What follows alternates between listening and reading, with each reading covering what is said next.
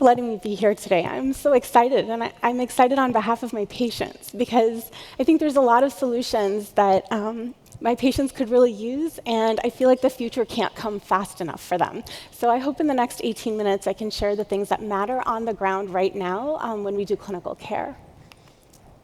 So about 3 years ago, I started a clinic called the Purple Clinic, and it was designed to be able to be a regular primary care clinic, but it was supposed to engage people who hadn't been engaging in care otherwise, primarily people who had experienced human trafficking, people who had experienced trafficking in the United States and were trafficked from abroad into the US, as well as other people who'd really experienced sexual trauma, a lot of things that made people feel uncomfortable engaging in routine health services. And so you can see here, these are some of the experiences people had and the people we serve in clinic. And here's an example of one of the flyers, probably one of 86 different flyers we made for the clinic, because a lot of the information on how to deliver care and how to design the care was informed by the people who had those experiences, particularly women on Rikers Island, the jail in New York City, where I used to go and I would do health education classes there. And that's where I met women who had experienced sex trafficking. And many of them said, Dr. Ravi, your flyer, you've got to put a picture on that door. Not everybody can read and write, and they need to know where to come. And they said, you've got to put the word confidential up there, because some of us are worried about getting arrested if we came to a clinic like this and walked out of the door. So this is kind of how things were informed, and every week we tried to do the care better. So the other thing that I found is very often the care that I was doing didn't have guidelines that I could lean on. So I would do stupid things like say, okay, you're having knee pain, let me give you ibuprofen, only to find out literally 10 minutes earlier someone was telling me how they couldn't afford food, and food was based on whether or not their roommate who worked at a restaurant was able to bring it. So when you say things like, don't take this on an empty stomach, it doesn't mean much if someone has shared that being on an empty stomach is not something that they have a choice about. So I'm not an artist, but sometimes the only way I felt like I could give purpose to what was happening in the clinic walls and to share my mistakes more broadly so other people didn't have to make them was I started making these cartoons and stick figures and broadly sharing it because it was one of the ways I was hoping we could find a solution to what we were seeing in clinic. So time went on. I've seen about 300 patients so far, and good things started happening. Patients started referring each other to the clinic, which felt like a marker for success. We got a large grant from the Department of Justice to be able to at least keep the doors open and continue providing care for people who might otherwise not be considered cost-effective. And we got recognized as a promising practice by HRSA very recently. All very exciting stuff. So my heart sank when I went to go get my annual performance evaluation from my supervisor. And you can see here, here's a copy. At the very bottom, the thing that said clinical quality of care is acceptable was no. I was like, oh God, what is this based on? Like, up there it says patient satisfaction is acceptable. Like, what did patients say? What can I do differently? And it turns out it was actually based on these. So it was based on the proportion of patients I had who'd had breast cancer screening, cervical cancer screening, colorectal cancer screening. We were worried that those numbers meant that my patients weren't getting quality care. So I was thinking a lot of things, which I'm about to share, in cartoon form, because I think when you engage a population that has never engaged in care before, determining what quality is can only be determined by one person. It's the person who's experiencing the care. So I want to be able to share with you what I think might matter in care delivery for this population, and I really hope that in whatever you design and however you think about data and research, that you take a moment to also be able to include purple patients, because it will make a difference in what's happening on the ground. So this is an example. Information has been changed here for accuracy and for protection of patients. This is kind of a classic referral I get for the Purple Clinic. It's from a community-based organization. People say the client was trafficked for many years. She was taken to many different states and has had several different traffickers. She was arrested many times and has been through a lot of trauma. She's not had medical care or mental health care in a very long time. She's in a shelter now and trying to find some stability. We're working with her to get old convictions vacated from her record because of her victimization. I referred her for trauma counseling. So this is kind of what I an example of the history someone might have when they come to Purple Clinic, and then understanding when was the last time they had a pap smear. It might have been never, maybe 20 years ago, and then all of the other things that come with that when people have had experiences like this. So it's not unusual for medicine to lean on cartoons in the past. I mean, this is how we were trained to understand pain and to understand, what pain looks like and associate it with smiling. But I found in Purple Clinic, I had a different type of pain scale. Trauma and happiness and smiling aren't the same. And I found that oftentimes we didn't understand how to look for resilience. So when you look at how people tell their stories, sometimes people have had really horrible experiences but smile the whole time they tell it. And it became this cognitive dissonance that I had to understand while delivering care, especially when you use an interpreter. Someone could be smiling into the phone, and then you hear back what was translated, and it's very horrific, and you need to make sure that you react appropriately. So this is an example of what I was learning in Purple Clinic. Sometimes I also have patients, or when I do health education groups, people can better express themselves in drawings. So they share the things that make them a little uncomfortable seeing the doctor and why they'd prefer maybe not coming in. So this is a very common one, is people hate pap smears. Nobody ever comes in saying, I can't wait for this pelvic exam that you're about to do. And this is a picture of somebody expressing exactly that. Next, I'm going to insert this as the doctor saying this to the patient, and that is a speculum that's disproportionately large. The other thing is, while I was on Rikers and I was interviewing survivors of trafficking, we interviewed about 30 survivors and got their understanding of how they engaged in care and what advice they had that would make them feel more comfortable engaging in care. And I will never forget this quote. So she changed her name. She wanted to go by LaShawn. She said, just the health field period is scary because you've got all these 100,000 doctors and everybody's got their white coat. So now it's like, here's another one. It's just like another officer. Here's another one. And it was shocking because you always thought you were on the other side and you were trying to help. But sometimes that isn't the perception for the people you're hoping to deliver care to in a sensitive way. And I think understanding that perspective becomes so important in how you deliver care. So when you think about trauma, and when you think about trust and rebuilding trust, and you see these numbers, it becomes hard to understand how you can deliver sensitive care that honestly isn't free, like you have to pay for these screenings. How can you do it in a way that matters and is meaningful to this population?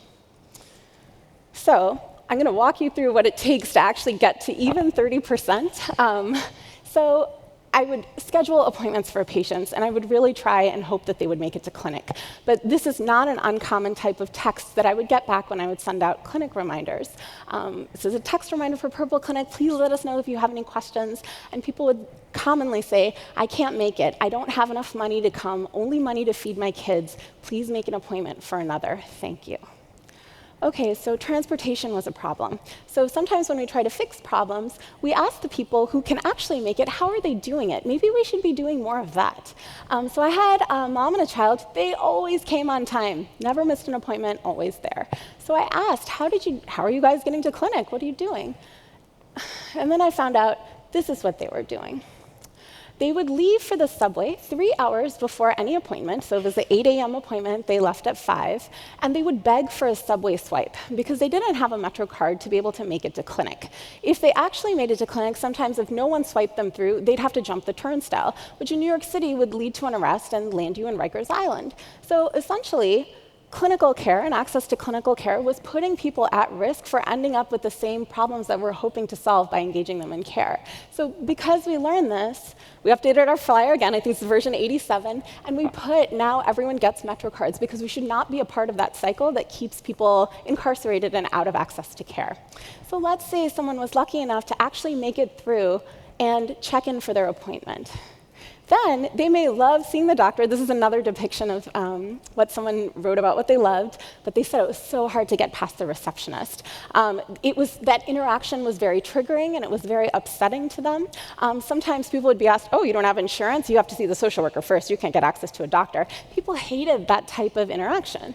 And one of the referrals I got was one of the attorneys actually wrote, and she put, I suspect that she has some shame around her current financial state. I had to assure her that Purple is a welcoming clinic. Receiving treatment there doesn't mean people will look at you and think she's poor. So it's not simply medical health, mental health, it's financial health that can keep people from feeling comfortable connecting with care.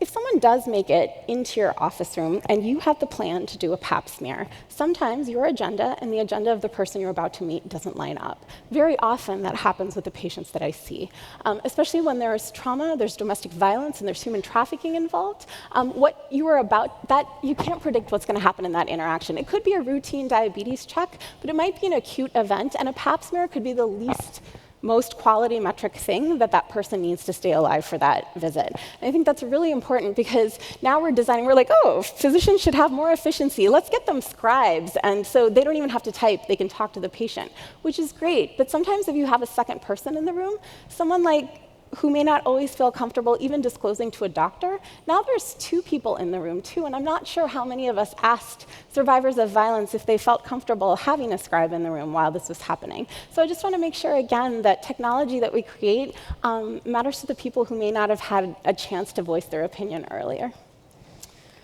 Let's say you actually got to the point where you could do a pap smear for someone.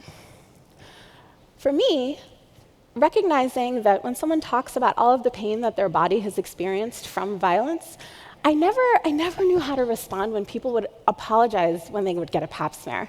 Essentially, they would say, I'm so sorry, doctor, I didn't shave my legs, I have horrible toenails, this is so disgusting. And you don't want to say the wrong thing, because essentially someone is apologizing for being a human. And you don't get taught in medical school how to respond to something like that in a meaningful way that won't hurt someone at the end of that visit, or just say oh, it's fine, it's normal. And so I think we're all waiting for that clinical trial to happen. But until then, I draw these because I want to be able to share and understand how people deal with these situations. The other thing that's important is, let's say you actually did a pap smear and got the result back. Sometimes you might never see someone if you get an abnormal result, because I'm on the other end of things. Sometimes I meet the people who never felt comfortable going back to engage in care. So an example of a referral I got was someone who had had major childhood abuse, domestic violence, sex trafficking from an ex-partner, labor trafficking by family members. The client has a very hard time talking about all of this and doesn't want to talk about it at her appointment, but she gave me permission to provide this info as background. She went to a doctor a while ago and had a pap smear concerning for cervical cancer, but she hasn't followed up or done further testing. She gets nervous, anxious pretty easily, so it's taken her a while to go to the doctor again. So I'm used to seeing sometimes more advanced presentations of things that perhaps screening could have helped, but we never built that bridge to make it happen. So for colonoscopies, which was another quality metric, we have made some advances, right? So if people can't get a colonoscopy done or a GI colon cancer screening, now we have those cards and we have different ways you can mail it in, mail it back. But if you don't live in a home or have access to a toilet that's easily accessible, I have patients who say, Dr. Ravi, can you wait until I get housing? I hate using the shared bathroom in the shelter for something like this. Please, can you just wait? I have patients who live on the subway, in parks, in storage units, and in shelters, and I really wish we could design around recognizing that people live there, and recognizing that even if we talk about zip code being more important than genetic code, that even having a zip code is a privilege. Because if you live on the metro, you cross about 20 different zip codes as your everyday life. And if you live in a shelter, you have a P.O. box. It's where you pick up your mail. It's not where you live. So you get invisibilized in data that is supposed to change everything. But again, we don't have these patients represented in the data that's supposed to help them. And then I see how policy affects my patients. So let's say all of those other things, perhaps we had insurance, perhaps we could help them pay for their care. I take care of a lot of people who are undocumented. I've spent time in the Family Detention Center, the largest one in Texas, helping mothers and children who get processed just for the chance to seek asylum. And I see the downstream effect of what happens too. And when you tell someone a pap smear is $30 and they can't pay $1 for a copay for prescriptions, that's a problem. So I very often, especially now, have people talking about being scared to even come in. They're scared about an arrest, and they can't afford essential things, including quality metrics. So I hope what I did was I basically looked at this and I was like, well, how did I even get to 33%? I mean, that's like, I think it's pretty impressive considered every barrier that was in place. So I reflected on that. But when I did that, I realized that one of the people that I was most proud had had a Pap smear. She hadn't had care in 20 years. She was actually the one who taught me about the Metro card also, and that's changed the lives of so many people who engage in care with our clinic. But that patient is also someone who passed away, and her death was not because of any chronic disease. It was because of more immediate circumstances that happened. So then I wonder, why is it that the patients who meet the quality metrics don't actually have better outcomes? Why is that?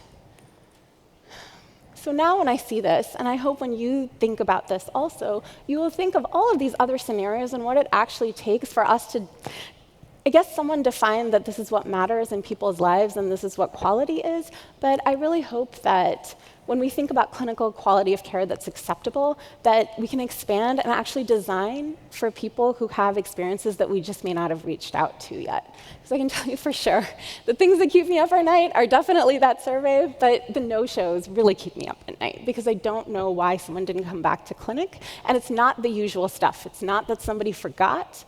Sometimes I Google News because I'm never sure if something else happened to them, but I think that that's really important because, like I said before, the future can't wait for my patients. So I really hope that you have a chance to learn from their experiences and design for Purple patients. Thank you.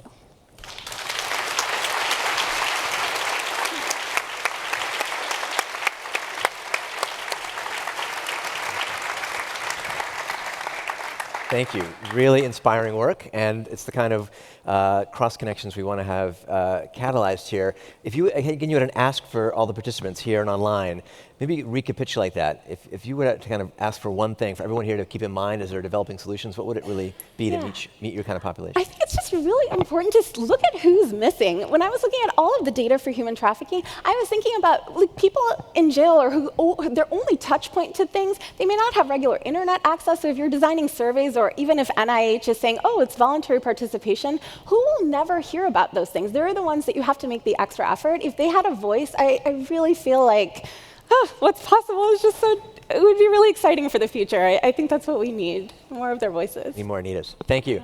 Thanks.